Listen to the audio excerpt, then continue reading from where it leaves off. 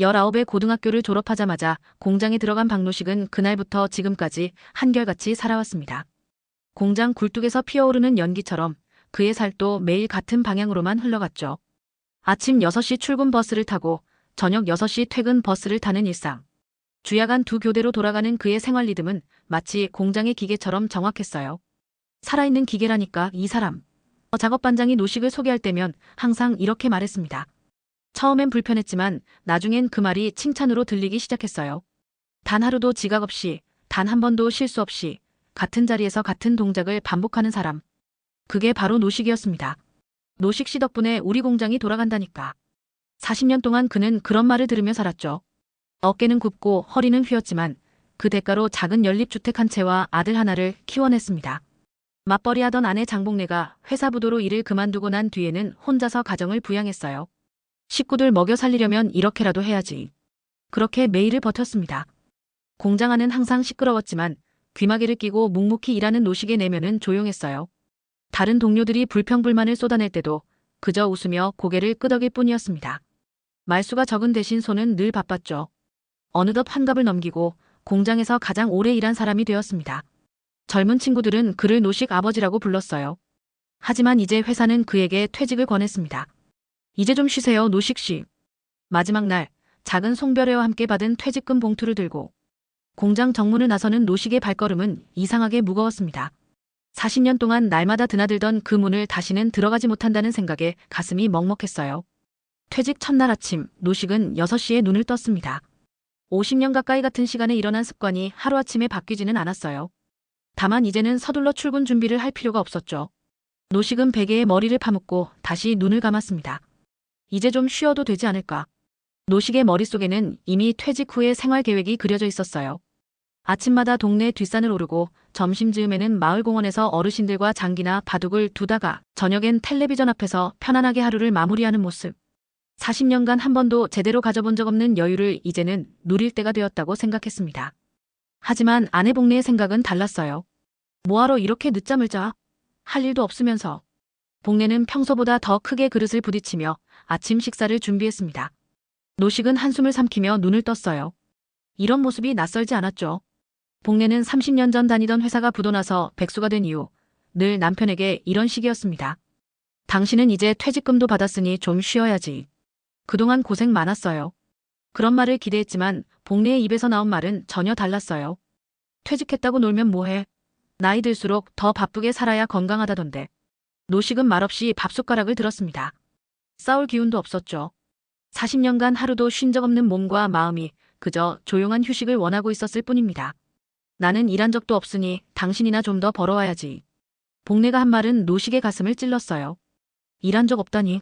30년 동안 집안일을 한 것도 일이라고 생각했는데 그런 말을 하는 아내가 이해되지 않았습니다. 노식은 묵묵히 밥을 먹고 텔레비전을 켰어요. 하지만 복래는 그런 남편의 모습이 못마땅한 듯 계속 잔소리를 이어갔죠. 이젠 뭐 할 거야? 노는 건 아니겠지?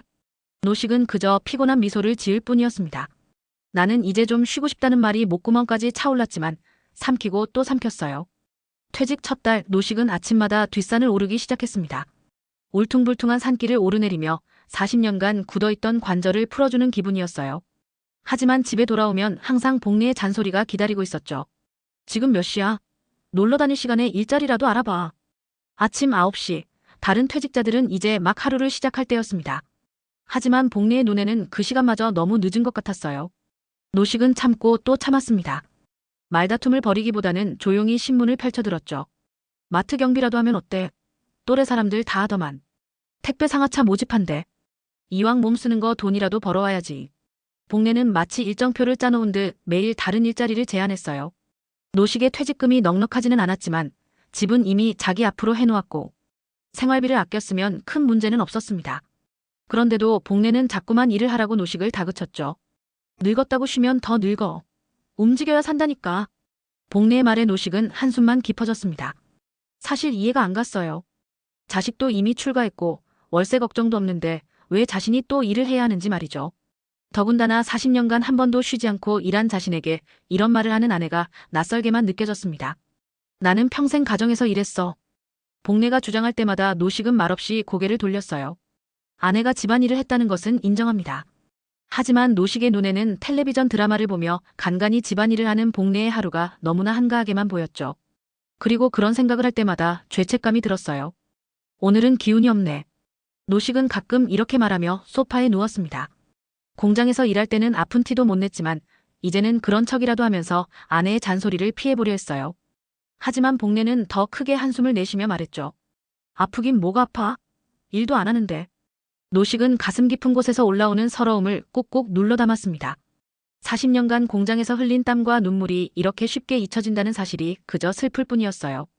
비오는 화요일 아침, 노식은 산책을 포기하고 집 앞 슈퍼마켓 처마 아래 서 있었습니다.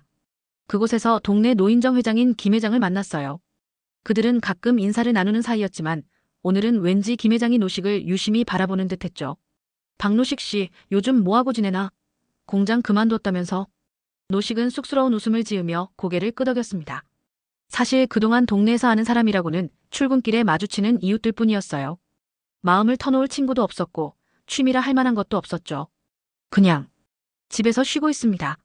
김 회장은 갑자기 노식의 어깨를 두드리며 말했어요. 이번에 마을회관 소식지 편집 도와줄 어르신이 필요한데 해보지 않겠습니까? 워드 프로세서 같은 거 조금만 배우면 할 수 있어요. 노식은 갑작스러운 제안에 당황했습니다. 컴퓨터라고는 공장 자동화 시스템을 구경한 게 전부였고 글쓰기라고는 출근부에 도장 찍는 것밖에 해본 적이 없었죠. 하지만 김 회장의 따뜻한 눈빛에서 진심이 느껴졌어요. 제가 할 수 있을까요? 김 회장은 미소 지으며 고개를 끄덕였습니다. 당연하지. 노식 씨처럼 성실한 분이라면 금방 배울 거예요. 사람들 이야기 듣고 글로 정리하는 거니까. 그날 저녁 노식은 오랜만에 설렘을 안고 집으로 돌아왔어요. 복례에게 이 소식을 전하자 처음에는 황당하다는 표정이었지만 월급은 안 받는다는 말에 크게 반대하지는 않았죠. 다음 날부터 노식은 마을회관으로 향했습니다. 처음에는 컴퓨터 앞에 앉는 것조차 어색했어요. 하지만 손가락으로 기계를 다루는 감각은 공장에서 단련된 덕분인지 생각보다 빨리 익숙해졌습니다. 마을 소식을 모으고 어르신들의 이야기를 들으며 글로 옮기는 일이 재미있었어요. 사진도 찍고 어르신 인터뷰도 하며 노식은 조금씩 활기를 되찾기 시작했습니다. 마을에서 작지만 인정받는 존재가 되어가고 있었죠. 노식 씨가 쓴 글 읽었어요. 참 따뜻하더라고요. 사진도 잘 찍으시네요. 우리 마을이 이렇게 예쁜 줄 몰랐어요. 처음으로 자신의 이름으로 무언가를 만들어냈다는 사실이 노식에게 큰 기쁨을 주었습니다. 회사에서는 그저 부품 번호로 불리던 그가 이제는 이름 석자로 불리며 인사를 받는 사람이 되었어요. 소식지 일을 시작한 지 석 달, 노식의 하루는 바쁘게 흘러갔습니다. 아침 산책 후 마을회관으로 향하는 발걸음은 예전 공장으로 향하던 것보다 가벼웠어요. 그곳에는 컴퓨터와 카메라 그리고 그를 반갑게 맞아주는 사람들이 있었습니다. 노식 씨, 이번 호 원고는 어떻게 됐나? 사진이 참 좋네. 우리 마을 풍경이 이렇게 아름다웠어. 하지만 집에 돌아오면 여전히 복례의 냉랭한 반응이 기다리고 있었죠. 신문만 봐도 밥값이 나오냐? 봉사활동이나 하고. 노식은 그저 미소로 답할 뿐이었습니다. 소식지를 만들며 느끼는 보람을 어떻게 설명해야 할지 몰랐어요. 글자 하나하나를 정성스레 배치하고 사진 한 장. 한 장에 담긴 이야기를 찾아내는 즐거움은 말로 표현하기 어려웠습니다. 어느 화창한 봄날, 마을 주민 최상구가 노식을 찾아왔어요. 노식 씨, 소식지에 실린 당신 글 읽었네. 내 이야기도 한번 들어주게나. 최상구는 80이 넘은 마을의 원로였습니다. 그는 한국 전쟁에 참전했던 이야기, 고향을 떠나 이 마을에 정착한 이야기를 들려주었어요. 노식은 그의 이야기를 꼼꼼히 기록했죠. 이런 이야기를 내 자식들에게도 해주고 싶은데 내 말은 잔소리로만 들어. 노식 씨가 써준 걸 보여주면 다를까? 그렇게 최상구의 자서전을 쓰기 시작했습니다. 일주일에 한 번씩 만나 이야기를 듣고 그것을 글로 옮기는 작업이었어요. 처음엔 서툴렀지만 공장에서 익힌 꼼꼼함이 이제는 글쓰기에 도움이 되었습니다. 최상구의 자서전이 완성되자 마을 사람들 사이에서 소문이 퍼졌어요. 박노식 씨가 최상구 어르신 인생 이야기를 멋지게 써줬대. 나도 내 이야기 한번 써달라고 해볼까? 그렇게 1명, 2명, 노식에게 글을 부탁하는 어르신들이 늘어났습니다. 은퇴한 교사, 오래된 가게 주인, 심지어 다른 마을에서도 소문을 듣고 찾아왔어요. 노식은 어느새 노년 기록 작가라고 불리기 시작했죠. 더욱 놀라운 건 어르신들의 자녀들이 노식에게 감사 인사를 전해오기 시작했다는 점이었습니다. 부모님의 이야기를 처음 들었다며 소중한 선물을 받았다고 했어요. 그들은 감사의 표시로 작은 사례금도 전했죠. 이건 그저 봉사가 아니라 당신의 재능이에요. 노식의 삶에 변화의 바람이 불기 시작했습니다. 봄비가 내리던 화요일, 복례는 단골 미용실에서 머리를 손질했습니다. 10년 넘게 같은 곳을 다니다 보니 미용실 사람들과는 허물없는 사이가 되었죠. 오늘도 어김없이 동네 사람들 이야기가 한창이었어요. 복례 씨, 요즘 남편분 소문이 자자하던데. 갑작스러운 질문에 복례는 당황했습니다. 노식에 관한 소문이라니 무슨 소리지? 집에서는 늘 소파에 앉아 신문을 보거나 컴퓨터 앞에 앉아 뭔가를 끄적이기만 하는 모습밖에 보지 못했는데 말이죠. 우리 남편요? 그냥 맨날 노인정만 들락날락해요. 복례는 무심코 대답했습니다. 사실 자세히 물어본 적도 없었어요. 노식이 무엇을 하는지, 왜 저렇게 열심히 하는지 관심도 없었죠. 그저 돈을 벌어오지 않는다는 사실만이 마음에 걸렸을 뿐입니다. 노식 씨가 우리 어머니 이야기를 써줬어요. 정말 감동적이더라고요. 미용실 원장의 말에 복례는 눈을 동그랗게 떴어요. 노식이 무슨 글을 쓴다는 걸까? 복례가 어리둥절한 표정을 짓자 옆자리에서 머리를 말리던 여성이 끼어들었습니다. 노식 씨, 동네에서 제일 바쁜 사람이야. 내 동생 자서전도 써줬다던데. 돈도 꽤 받았대. 복례는 말문이 막혔어요. 자신의 남편이 다른 사람들에게 이런 평가를 받고 있다니 믿기지 않았습니다. 그동안 노식을 별거 다닌 사람 취급했던 자신의 태도가 부끄러워졌죠. 미용실을 나온 복례는 곧장 마을회관으로 향했어요. 회관 앞에 도착했을 때 노식은 몇몇 어르신들과 이야기를 나누고 있었습니다. 처음 보는 광경이었죠. 늘 말이 없던 노식이 이렇게 활기차게 대화하는 모습은 낯설기만 했어요. 복례는 회관 유리창 너머로 그 모습을 지켜보았습니다. 노식의 얼굴에는 그동안 본 적 없는 생기가 넘쳤어요. 사람들 앞에서 이야기하는 그의 모습은 어쩐지 당당해 보였죠. 공장에서 일할 때는 지친 표정으로 집에 돌아오기만 했는데 이제는 마치 다른 사람처럼 변해 있었습니다.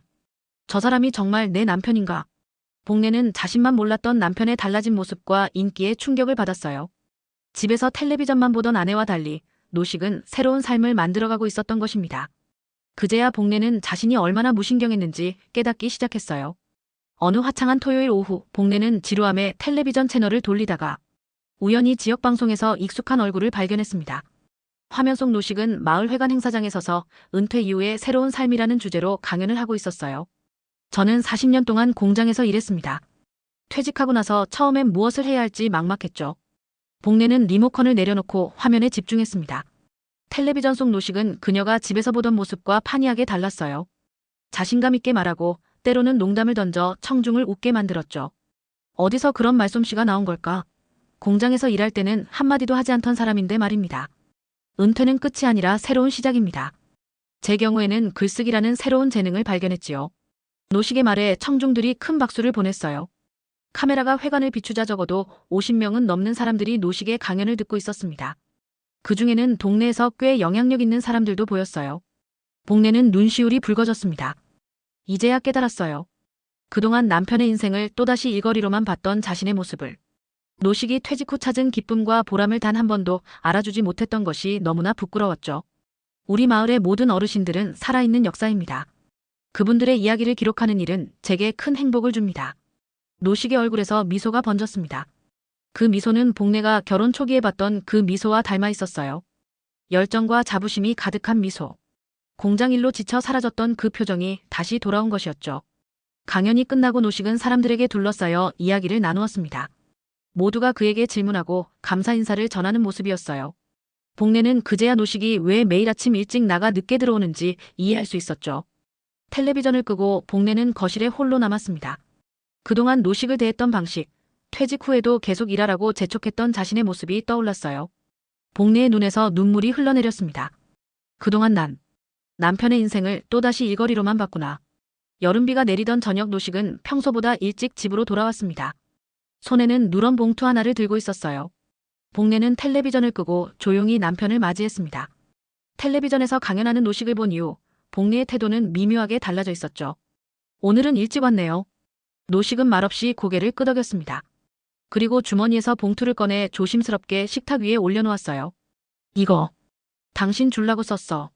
봉투 겉면에는 깔끔한 글씨로 내 아내 장복례를 위한 인생 노트라고 적혀 있었습니다. 복례는 의아한 표정으로 봉투를 열었어요. 안에는 컴퓨터로 출력한 100페이지가량의 원고가 들어있었죠. 이게 뭐예요? 노식은 소파에 앉아 천천히 말을 이었습니다. 당신 이야기를 써봤어. 그동안 당신이 걸어온 삶을. 복례는 첫 페이지를 펼쳤습니다. 거기에는 두 사람이 처음 만났던 날의 이야기가 적혀 있었어요. 스물넷 노식이 스물한 복례를 처음 본 순간 그때 복례가 입고 있던 하늘색 원피스, 웃을 때 살짝 보이던 보조개까지. 복례는 놀랐습니다. 노식이 그런 것들을 기억하고 있었다니. 페이지를 넘길수록 복례의 눈에서는 눈물이 흘러내렸어요. 회사에서 일하던 시절 아들을 키우며 고생했던 이야기, 회사가 부도나고 집에서 살림만 하게 된 후의 좌절감, 그 모든 것을 노식은 세세히 기록해 두었습니다. 그동안 당신도 고생했어. 나는 말로는 못하지만 글로는 표현할 수 있어. 노식의 말에 복례는 더 이상 참지 못하고 울음을 터뜨렸어요. 25해 전 회사가 문을 닫고 난 후 얼마나 무력감을 느꼈는지, 가정주부로 살아가는 것이 얼마나 힘들었는지 그 마음을 아무에게도 말하지 못했는데 노식이 모두 알고 있었던 것입니다. 미안해요. 정말 미안해. 복례는 노식에게 다가가 그의 손을 꼭 잡았습니다. 그동안 퇴직한 남편을 몰아붙이며 상처 준 것에 대한 진심 어린 사과였어요. 괜찮아. 말하지 않아도 알고 있었어. 노식은 복례의 손을 천천히 감싸 쥐었습니다. 두 사람 사이에 흐르는 침묵은 이제 불편한 것이 아니라 서로를 이해하는 시간이 되었어요. 다음 주 마을 소식지 편집실 노식 옆에는 복례가 앉아 있었습니다. 함께 타이핑을 배우고 어르신들의 이야기를 듣는 일을 시작한 것이었죠. 나란히 앉은 두 사람의 모습은 마치 처음 만났을 때처럼 어색하면서도 설레는 듯했어요. 누군가는 평생 말로 고생했고 누군가는 평생 말없이 고생했다. 소식지 마지막 페이지에 적힌 문장을 보며 노식과 복례는 서로를 바라보고 미소 지었습니다. 이제야 진짜 은퇴 후의 삶이 시작된 것 같았어요.